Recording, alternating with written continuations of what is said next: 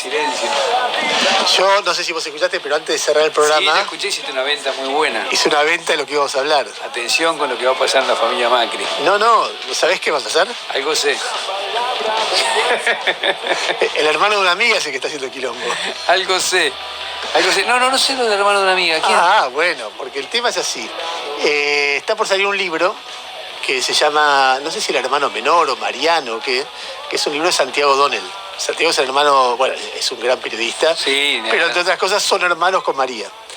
Es el periodista que cuando empezó el quilombo de los Wikileaks se conectó con Julian Assange y dijo, che, yo quiero escribir lo que pasó en la Argentina. Claro, la parte argentina de ¿a vos qué te importa? Si estás hablando del mundo entero. Sí, totalmente, le dijo. Y generó esa relación y hizo un libro espectacular sobre qué decía de la embajada norteamericana, los diálogos privados con casi todos los dirigentes. Se armó un quilombo con ese libro.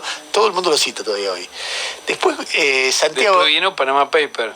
Sí, no sé si escribió sobre Panama Paper. ¿Sí? Claro, porque la primera parte de la investigación de Panama Paper, el consorcio de periodistas, porque ahí aparece Macri. Claro. El consorcio de periodistas internacional se la da a La Nación, al Conada Amón y 3 o 4 más periodistas. Pero la segunda parte, es muy bueno el laburo. Ahora, para el libro que estoy preparando yo con el tema del periodismo, Alconada cuenta toda la entretela, es muy interesante cómo se construye la investigación de Panama Paper, que sirve mucho para, no sé, los que estén estudiando cómo se construye una investigación. Y el consorcio tiene como dinámica que la segunda parte la hace otro grupo de periodistas lo más alejado posible del que la inició. Mira qué bueno, se la da página 12. Y ahí la hace Santiago O'Donnell. Bueno, Santiago además... que termina escribiendo un libro también. Es el jefe internacional de Página, que no escribe en Página. Porque como es muy crítico del chavismo, y varias veces le dijeron, lo cagaron a pedo, no le publicaron alguna nota, dijo, bueno, yo soy jefe internacional, pero no escribo. Es decir, un cabrón. Sí. Como todo buen periodista. Bueno, enganchó una relación con el hermano menor de Mauricio Macri, donde parece que Mariano Macri... yo, a ver, no tengo idea de cuál es el contenido. Sé que Santiago es un gran periodista y que si fuera malo no haría un libro. Entonces me doy cuenta que la combinación, habló el hermano menor de Macri con Santiago O'Donnell, habilita a pensar que viene un libro explosivo. Es que yo te agrego a eso, es que ahí está la discusión sobre de quién eran las empresas en Brasil. Claro, las que aparecían en Panama Paper. Claro, porque ¿qué pasó? Ahí Franco Macri se hace cargo de toda la responsabilidad. Dice, mis hijos no tienen nada que ver, soy yo. Y después aparece el juicio para declararlo... insano. Inhábil, insano, claro. Claro, pero el que gerenciaba todo eso era este hombre. Y al parecer cuenta desde la historia familiar hasta la historia empresaria. Y ya hay todo tipo de versiones, que habló en off y le traicionó en off, qué sé yo. Yo lo único que sé de esto es que María me venía diciendo sin contarme como me debería haber contado, porque yo me hubiera callado la boca, pero ella no me contó, muy respetuosas son. Me dijo, no sabés lo que tiene Mariano respecto de Macri, no sabés el quilombo que se va a armar. Y sonreía levemente como sonríe María cuando uno sabe que está hablando en serio. Después, que Santiago es de los periodistas que yo conozco que son espectaculares, además tipo muy valiente. Cuando fue lo de Evo Morales decía, está mal que lo saquen, pero no es un golpe de estado, y se armó un quilombo. Sí, lo querían matar. Es un clásico lo que... Me querían matar a mí porque dije que era un golpe, pero que Evo tenía gran parte de responsabilidad en el desenlace de lo que había pasado. Imagino, por Santiago. Bueno, cuestión es que Santiago es muy buen periodista y el tema es muy explosivo, y por lo que lo poco que me mencionó María, debe haber un contenido muy bueno ahí. Con lo cual me parece que viene un mes agitado para Macri. Bueno, llamémoslo de Santiago, al pase. No te va a contar nada hasta que esté todo... Hasta que esté el libro, por sobre todo. Además, ya empiezan a salir versiones y nada, creo que es un bombazo espectacular.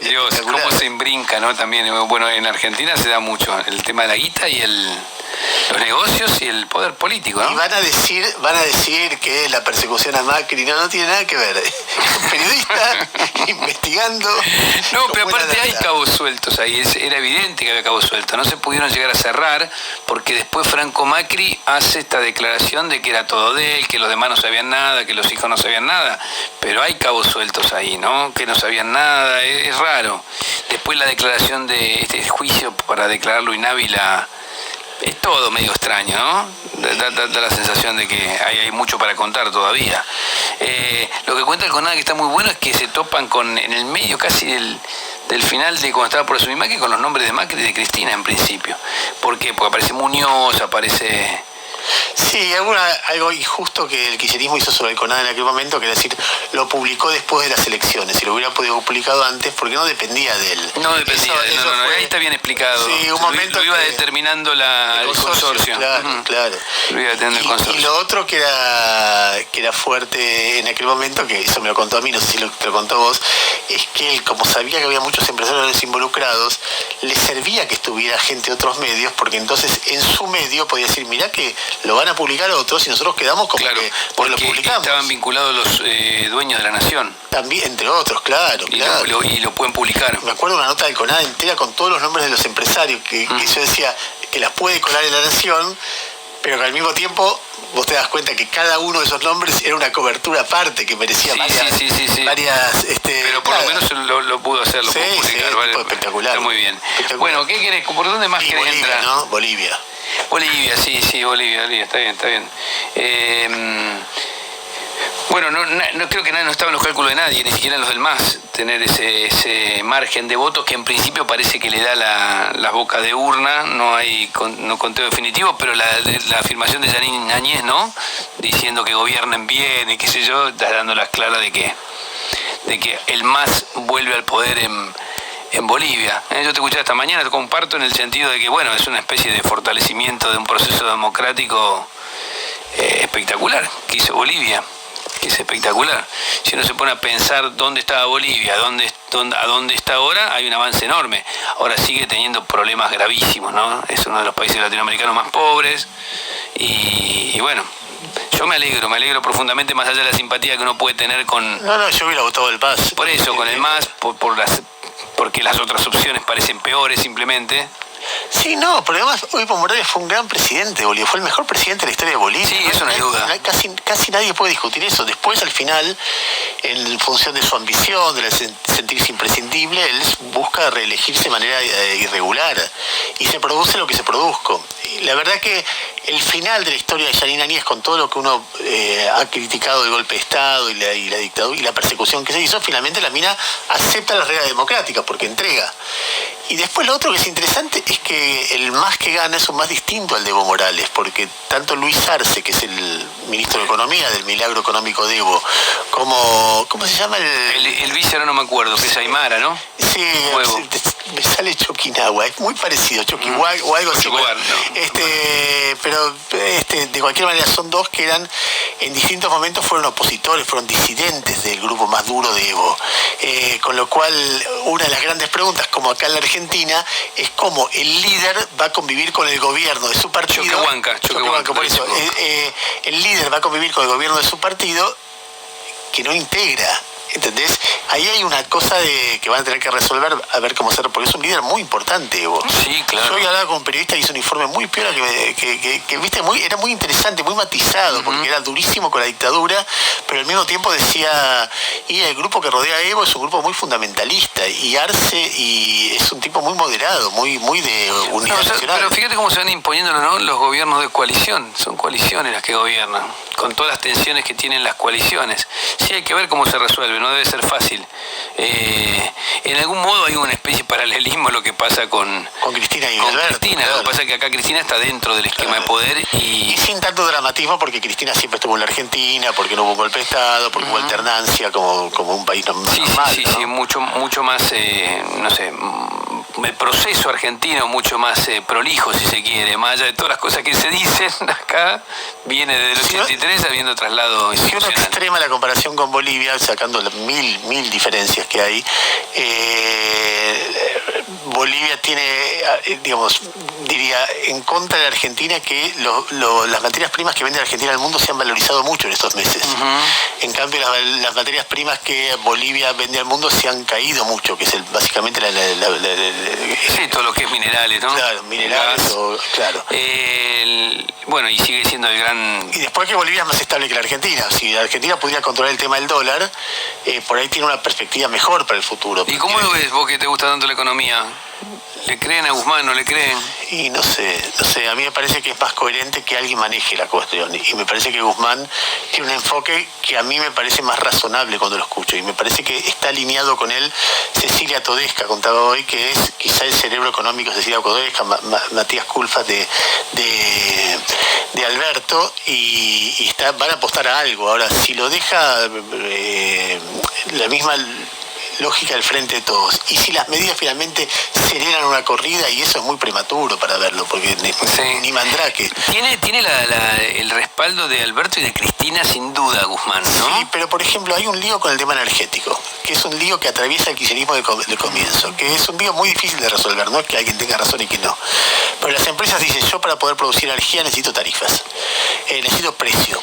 Necesito todo, te piden todo, precio, tarifa, claro, subsidio. Está bien, pero lo que pasa es que es una cosa o la otra, porque si vos vas por el lado del precio, de tarifas, tenés menos subsidios, y si achicás las tarifas tenés que pagar más subsidios. Y es un tema de política económica muy, muy central. De hecho, vos te acordarás, el primer quilombo entre Kirchner y Scioli fue por tarifas. Sí, claro. ¿Entendés? Cuando recién empezaron... Quiso aumentar las tarifas, dijo a favor de que había que ajustar la tarifa y casi lo matan. Casi lo matan. Después... De hecho, no pudo entrar más a Casa de Gobierno. Después, yo me acuerdo Sloto, las primeras diferencias que tenía con el kirchnerismo eran por los subsidios, porque decía, no puede ser que me estén subsidiando a mí el gas para mi pileta de agua caliente. Eso es despilfarro. Sí, una locura. Es injusto. Tienen que subir las tarifas por lo menos de manera segmentada, porque si no esto va a ser una pelota. La salida de la baña del gobierno de Kirchner fue en parte por la discusión de tarifas. O sea, es un tema que va acompañando al kirchnerismo desde el comienzo. Bueno, Alberto dijo el fin de semana pasado, el viernes, que hay que empezar a actualizar las tarifas de acuerdo a la inflación, y Federico Bernal, hoy en El Cronista, dice, eso hay que discutirlo. Federico Bernal es el presidente de la Largaz, imagínate, discutiendo con el presidente. No es Alberto. No es él el que discute con Alberto, él discute porque tiene un aval de otro lado que le dice, que es el Instituto Patria, que dice, ojo con las tarifas. Y esa discusión que es tan central, y nada, si no se resuelve, Guzmán no gobierna. A mí me parece que más allá de las discusiones que son inevitables en un gobierno de coalición, el tema es que después haya alguien que resuelva. Y que sea la misma persona. Si es Guzmán, y si el presidente es el presidente. Claro, ahí no puede haber más discusiones. No, que no pueden ser públicas, Rey, porque hace un ruido eso. Sí, pero es difícil evitarlo, ¿eh? Y bueno, está bien. Es difícil evitarlo. Va a tener muchos quilombos necesarios. Sí, pero entiendo que es difícil evitarlo en un gobierno de coalición de las características de este, ¿no? Bueno, ¿qué más? Atravesé la marcha del sábado, tuve que ir a buscar unos papeles a un lugar y atravesé, me había olvidado. Le digo la dirección al taxista cuando me lo tomo acá en mi casa y me dice, muy bien, compañero, me dice el tipo. Le digo, ¿por qué? Me dice, porque va al acto. Le digo, ¿qué acto? Ahí colgué. No, usted es un gorila, le dijo. No, empezamos a charlar. Un tipo muy interesante, el taxista que me tocó charlando mucho de la historia de militancia, de su padre perseguido por ser sindicalista. Una linda historia. Ese tipo que te da ganas de conversar, que a veces los taxistas te hablan y vos decís, no, pará, estoy leyendo, estoy escuchando la radio. Y este era muy interesante, una historia de vida, el vasco Oris. Y no, que vi lo que era.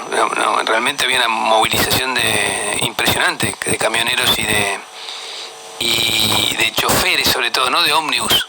Hay un sector ahí del moyanismo, parece, para disputarle a Fernández la UTA. Te digo que se veía una estructura fuerte. No, que con los reparos que tenemos, yo te escuchaba esta mañana, yo tengo el mismo reparo con las movilizaciones en este contexto, los mismos reparos que podemos tener todos, porque sabemos que cada vez que ve los números de contagios, de muertos, es como tremendo, y que la gente se movilice en este contexto. Además legitima todo. Es una macana, es una macana. Ahora, paralelamente, y ahí quizás que tengo una diferencia con vos, creo que la movilización le da un respaldo político a Alberto Fernández. Esa es la diferencia que tengo. Creo que está mal, pero a su vez creo que le abre deja en claro de que hay un apoyo al peronismo que es indubitable sobre Alberto Fernández.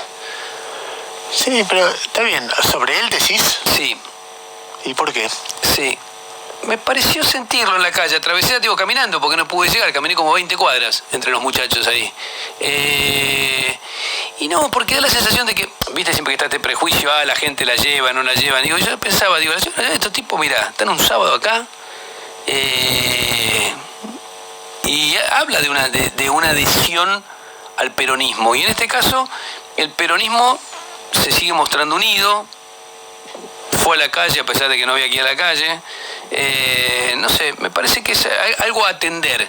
Yo soy de los que piensan de que no se resuelve la política, que no se resuelve la política en la calle, la política se resuelve en las urnas. Vos podés movilizar todo lo que quieras, pero es como en el fútbol. Vos podés llenar el estadio, pero si después tu equipo no hace goles, perdiste. Los de afuera son de palo. Acá pasa algo parecido, tanto por las marchas opositoras como estas. Es decir, la calle no te resuelve una elección. No, pero además, yo te digo, las marchas opositoras a mí me parecieron débiles políticamente y débiles numéricamente. Sí, pero hacen un ruido ahí, están. Mediáticamente fuertes. Claro, obvio. Mediáticamente fuertes. Ahora, lo que yo no me refería a eso, yo estoy de acuerdo con vos que puede darte un poco de aire.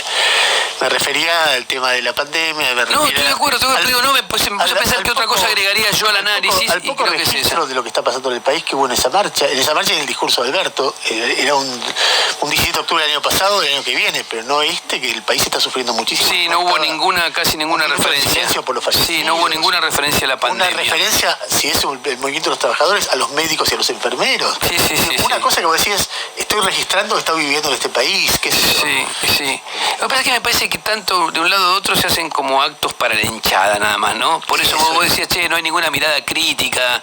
Yo suelo decir, y muchos se enojan, digo que la palabra Perón es como la palabra Dios, ¿no? Se hacen las mejores y las peores cosas en su nombre. En la historia se han hecho eso. Pero claro, cuando vos trabajás para tu hinchada... ¿Sabés lo que pienso? Que sería tan inteligente de parte de Alberto Fernández un nivel de reflexión sobre lo que fue el peronismo en su historia, saltándolo a favor, pero un nivel de reflexión sobre hechos sin porque parece la historia de Villiquen. Sí, pero lo que pasa es que eso pedírselo a un dirigente político en un acto... Es como pedirle a Macri que haga autocrítica. Por ahí no, por ahí gana. Sí, por ahí gana porque, claro, es como pedirle a Macri, bueno, ese es el ejemplo. ¿Entendés? ¿Sí? Ese es el ejemplo, como decir, bueno, ¿cuál supera al otro en eso? Si vos decís, nosotros también como periodistas tuvimos malos momentos y tampoco concretamos nuestros sueños, pero no los abandonamos, pero cometimos errores que tenemos que saber que no podemos cometer. Cometimos este error, el otro error, pero en lo central somos los que vamos a transformar el país. Y listo, y estás contando la verdad y dándole tu vida. Ahora, si vos callás, si Menem no existió, si López Rega no existió, bueno, es como muy loco, porque cualquiera que no es un dogmático te dice, esto que me estás contando no es cierto. Sí. ¿Entendés? Entonces, pero creo que pasa por ahí, fundamentalmente. Pero lo mismo Macri cuando te dice, me endeudé por el déficit del kirchnerismo. No, mi gobierno terminó en agosto, qué sé yo. Claro, mi gobierno terminó en agosto, una cosa como, claro, que estaba muy sólido, porque perdió una elección. Mirá cómo está perdiendo Bolivia una elección y ganando Evo Morales y no se va el dólar a la mierda. Bueno, evidentemente había un problema tuyo. Obvio. ¿Qué sé yo? Bueno, después mañana hablamos de qué vi que te quería comentar. Vi la teoría del todo. ¿La viste vos la peli? La vi hace rato. Qué linda, no la había visto yo, la de Stephen Hawking. Muy fuerte me pareció. ¿Qué te parece? Te dejan imágenes que te acompañan toda la vida, Tremenda película. Qué cabeza impresionante, ¿no? Pero a mí me impresiona mucho la relación de él con la enfermera al final. No le voy a decir nada, Sí, no, pero te da como angustia. Porque vos decís, pará, viejo, la otra chica te bancó todo. Eso por un lado, pero por otro lado hay una cosa ahí como rara, no sé. Pero mañana lo charlamos. Sí, después estoy leyendo un libro fantástico, se llama Guerra, de Federico Jammer, que es sobre la guerra y es espectacular. ¿Sí? Una novela argentina. No leí nada de él, ¿no? Él es un escritor, es uno de los tantos escritores argentinos que hay que leer, porque cada novela es algo sorprendente. Aparte siempre va para otro lado. O decís, ¿cómo me escribe esto y ahora se va para este lado? Que siempre va para algún lado distinto. Está muy bueno lo que hizo. Si querés mañana te cuento un poco más. Voy por más de la mitad, ¿no? Es un libraco medio grande que habla de un hecho puntual en la Segunda Guerra Mundial, pero es una gran reflexión sobre la guerra en general. Toca Malvinas, va, viene, los miedos, el odio, por qué alguien va a la guerra, por qué alguien va a matar a otro, cómo se anima a matar a alguien uno. No, muy impresionante, me gustó mucho. En novela, ensayo, esos libros que tienen de todo un poco. Interesante. Sí, te va a gustar, si le entras te va a gustar. Bueno, amigo. Bueno, Rey, esta mañana. Que te sea leve. Como siempre. Chao. Un Estado que prioriza la salud, estando más que nunca